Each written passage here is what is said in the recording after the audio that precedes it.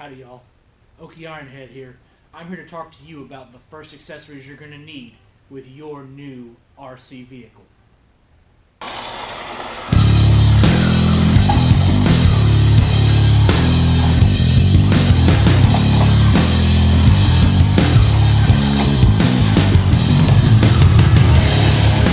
Guys and gals, Okie Ironhead here, back with another video in my series of getting into RC from the perspective of a fellow new guy. If this is your first time, welcome. Thanks for checking us out. If you've been here before, I appreciate y'all sticking around and continuing to watch the videos. If you have any questions about anything that I'm going to cover, throw them in the comment section below. I'll be more than happy to address them. If you have requests for videos, let me know. I'll get those taken care of as well. Alright, so you're looking at getting into RC, or maybe you've made your first purchase and you're really excited. You're trying to figure out, what do I need next? This is the video for you. First things first, I want to tell you this. The old acronym KISS. Keep it simple, stupid. Don't get in over your head. Don't go online and look at all these niche gadgets and tools and all this crazy stuff that you need to go buy and feel like you have to have those things. You don't. There are some very simple accessories that you are absolutely going to want to have, but you don't have to buy every little one-off tool or every cool thing or everything that you see at a pit stand when you go to your local track. I promise you, most of that stuff you can do without until you're way, way, way deep into the hobby.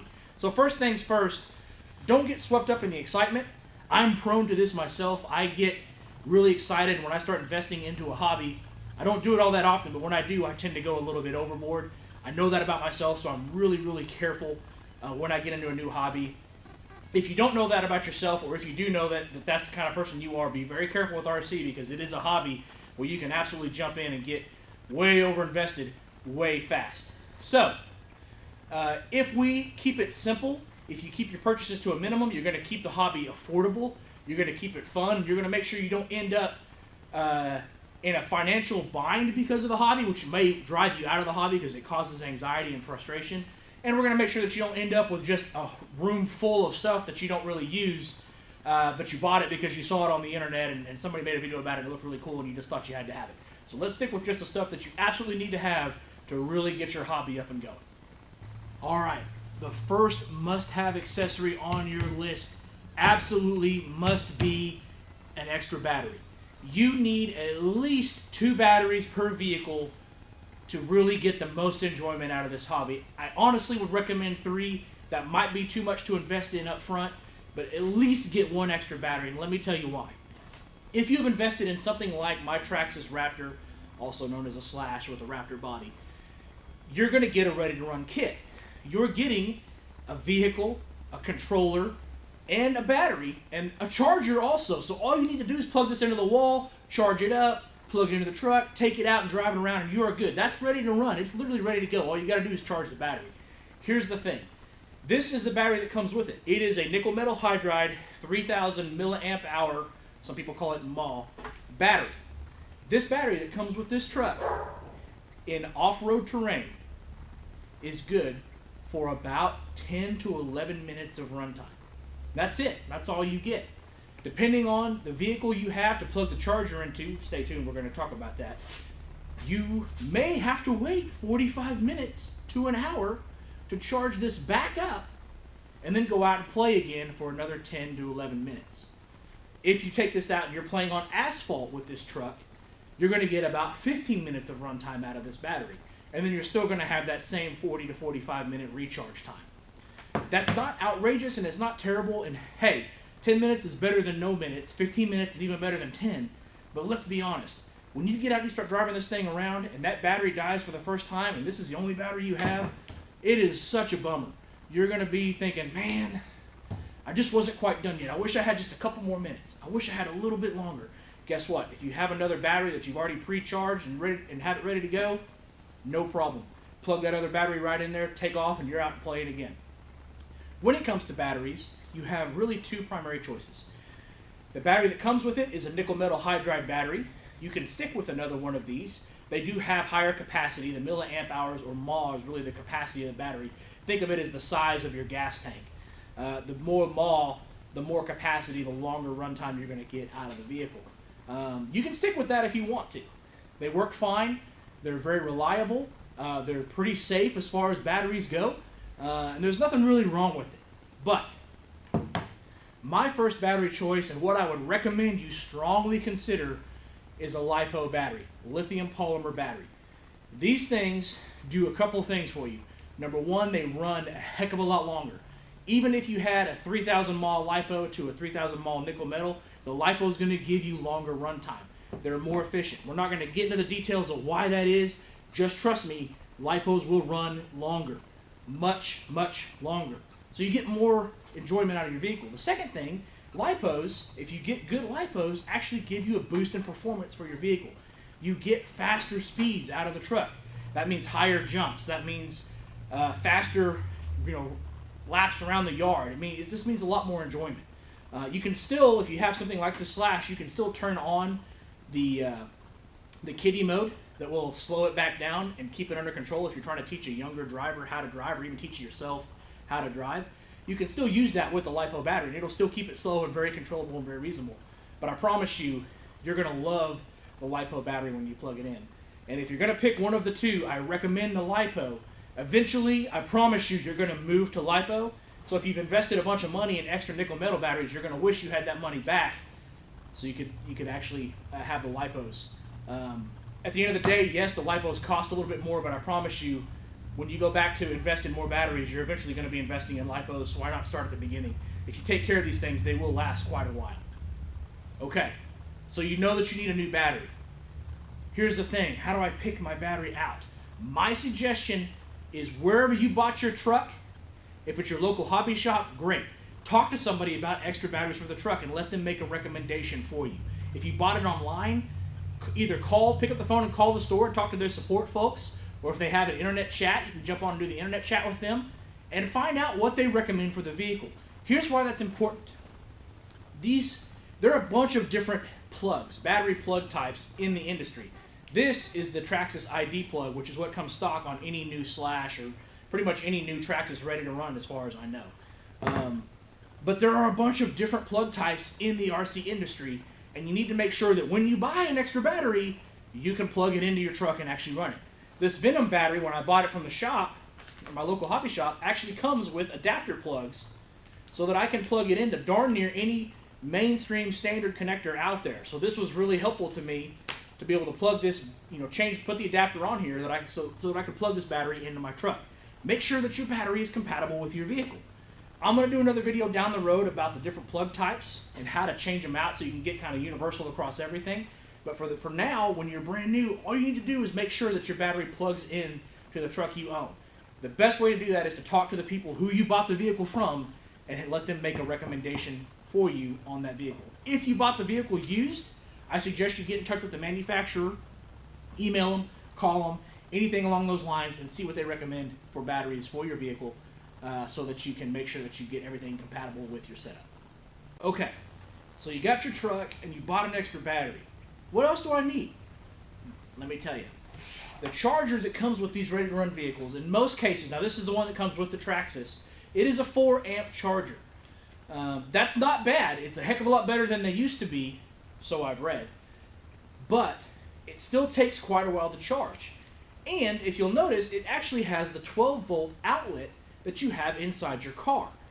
Interesting point. If you read the manual when you buy your truck, it says do not charge the battery inside of your car. Wait a minute, you gave me a charger that only plugs into a 12-volt that I have in my car, and then told me not to charge the battery in my car. So what you're telling me is I have to plug this into the 12-volt, turn my car on so it will idle, and then extend this cord out and sit the battery outside of my now idling car and charge it for 45 minutes? No thank you. So, the next thing that you're going to want to have is a good upgraded charger. My personal choice was the Venom Pro Duo. I'm not going to do a review of the Venom Pro Duo. I'm just going to tell you why I chose it. I knew that I wanted a charger that would handle at least 2 batteries at one time. This one only handles 1 battery at one time, only plugs into a 12-volt outlet inside my car, and takes about 45 minutes to charge that 3,000 mAh battery if you have an older vehicle. So like my 91 Bronco takes quite a while to charge it.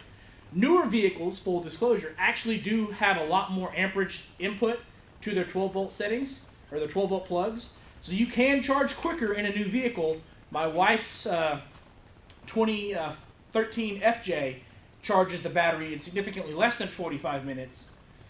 But I don't know, just because you bought into RC doesn't mean you have a new car with an updated 12-volt charger. It may take you quite a while to charge the battery up with this thing. Upgrade your charger. I wanted a charger that would charge 2 batteries at one time because I knew eventually I was going to have multiple batteries that I would be cycling through in this truck, or maybe more vehicles when I got more, and I wanted to be able to charge at least 2 batteries at one time.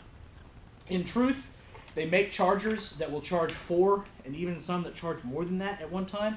I looked really hard at those, but being early in the hobby, this is one of those places where I said, wait a minute, let's not go overboard on the investment. Let's dial it back a little bit and let's stick with 2. That's the minimum that I would recommend. And so far, it's worked out great. The ability to have 2 batteries charging at one time is phenomenal. If you go LiPo, like I recommended before when you pick a battery, this won't charge a LiPo at all. It very clearly says it's nickel metal hydride only. So if you go LiPo, you have to buy a new charger. If you don't go LiPo, you can continue to use this. Just know that the bigger batteries are going to take even longer to charge with this. That's more time with your car sitting idling with this thing sitting outside of it. You're not even supposed to charge it while you're driving to or from the park or skate park or wherever you go to bash around. You're not supposed to charge it in the car. So you really can't be charging it while you're driving around. You've got to be parked and sitting idle somewhere enough time to charge the battery. So get an upgraded charger. The choice of the Venom for me was a matter of it had the features I wanted, which is to charge 2 batteries at one time. It was a universal charger, meaning if I had bought the Traxxas charger, which I very, very strongly looked at, I would have been limited to the Traxxas plug only. So that battery plug that I would have been able to use to charge it would have been only compatible with Traxxas batteries, and I didn't want to get locked in to a specific manufacturer of batteries or vehicles, knowing that in the hobby, I love my Slash, and I'm a fan of Traxxas for what they have done, but I may buy other vehicles or other companies' vehicles along the way, or other companies' batteries along the way, and I don't want to be locked into only being able to buy their batteries because of their proprietary plug. So I chose to go with a universal charger that would charge 2 batteries at one time. And from there, I did a little bit of research. I landed on this as a good choice, and guess what? My local hobby shop had it in stock, and I'm not a patient person. So I picked this charger. I'll do a review at another time to talk about the details of this charger, but that's why I chose it. 2 batteries, universal, cool. The charger, you will notice, comes with a bunch of different adapter plugs. This actually, I had to buy this one separately, full disclosure. It comes with a ton of stuff, but I did have to buy this one separately because I needed that Traxxas plug to be able to charge that stock nickel metal hydride battery that came with this truck. So I needed that Traxxas plug. Now I could have bought just the Traxxas adapter and it would have been a lot cheaper, but I thought, you know what, who knows what I may end up with at some point in time. So I'm going to go ahead and buy this universal plug that charges dang near anything you want.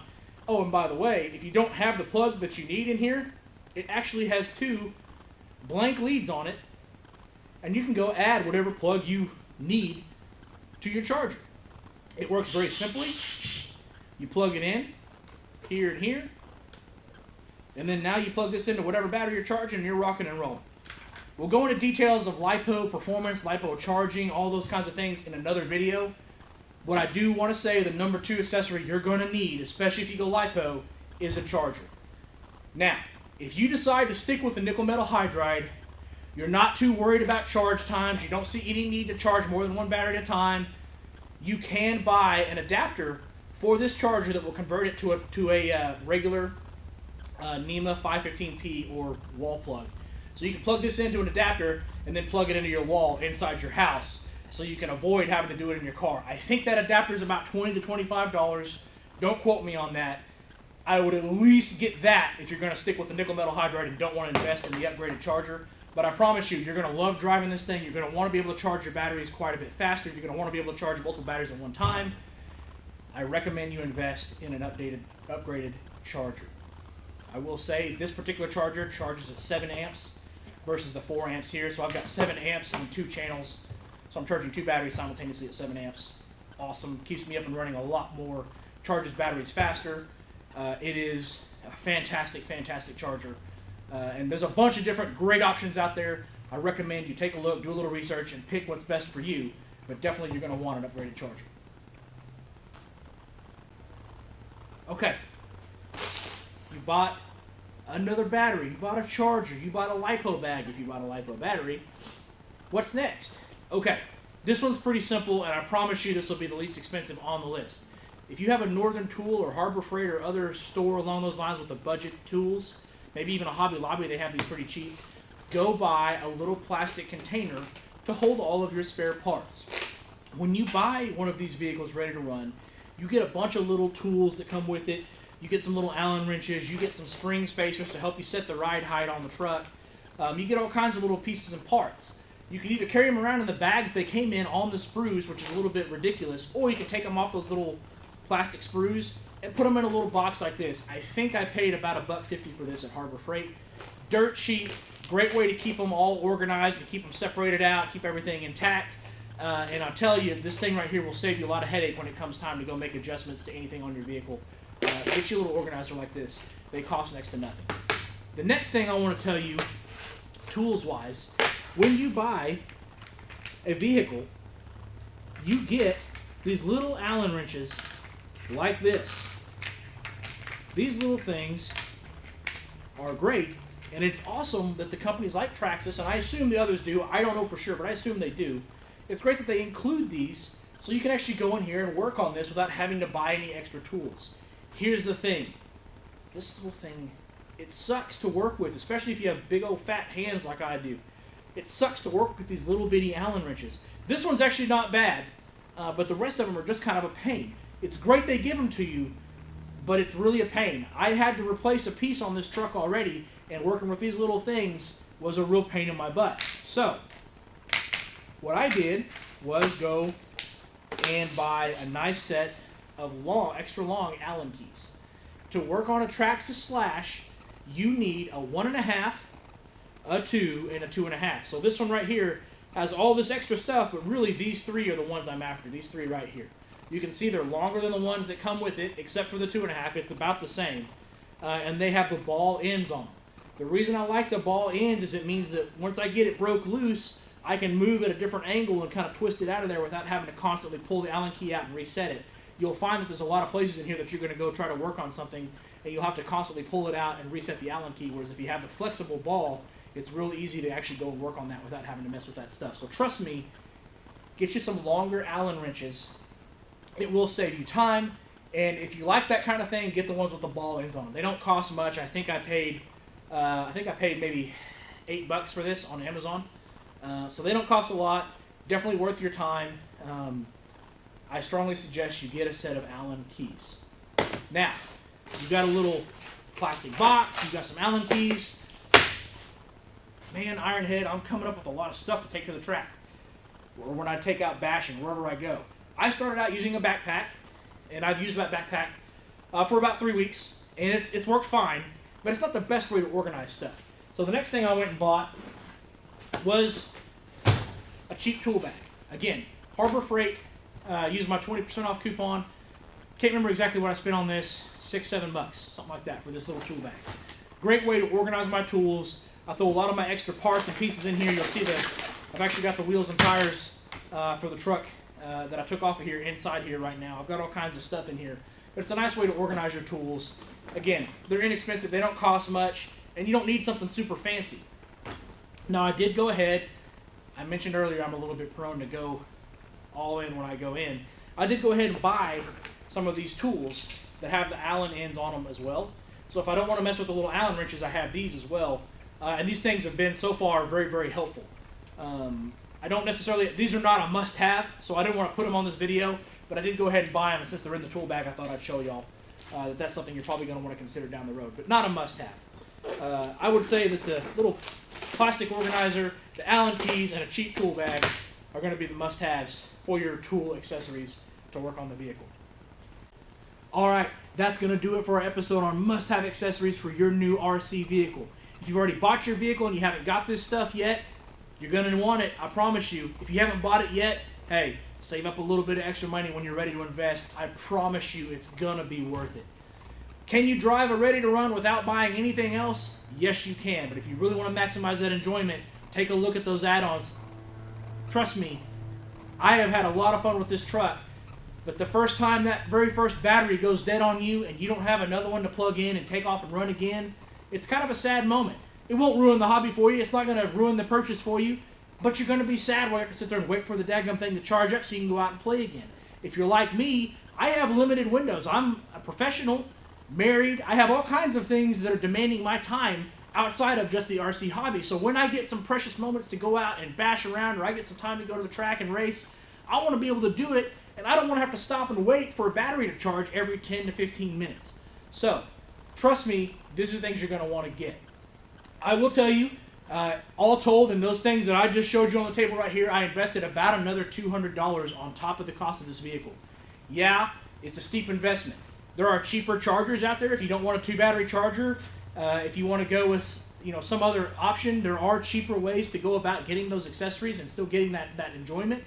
Ultimately, I made the choices I made because I believed after driving this for a couple weeks that I was in on this hobby and I was making an investment in the future of this hobby rather than just making a purchase to get me by temporarily. I'm a big fan of making sure that when I go buy something, I'd rather go ahead and spend a little bit extra money up front than know that I'm going to have to go back in 6 months or a year and buy it again, except better. So up front, I spent a little bit more money, about $200 on top of what it cost me to get the truck. And I'm telling you right now, it was worth every penny. Thanks for watching, guys. This is Ironhead. Stick around. The next episode, we're going to talk about my first experience on the track with the Traxxas Raptor Slash.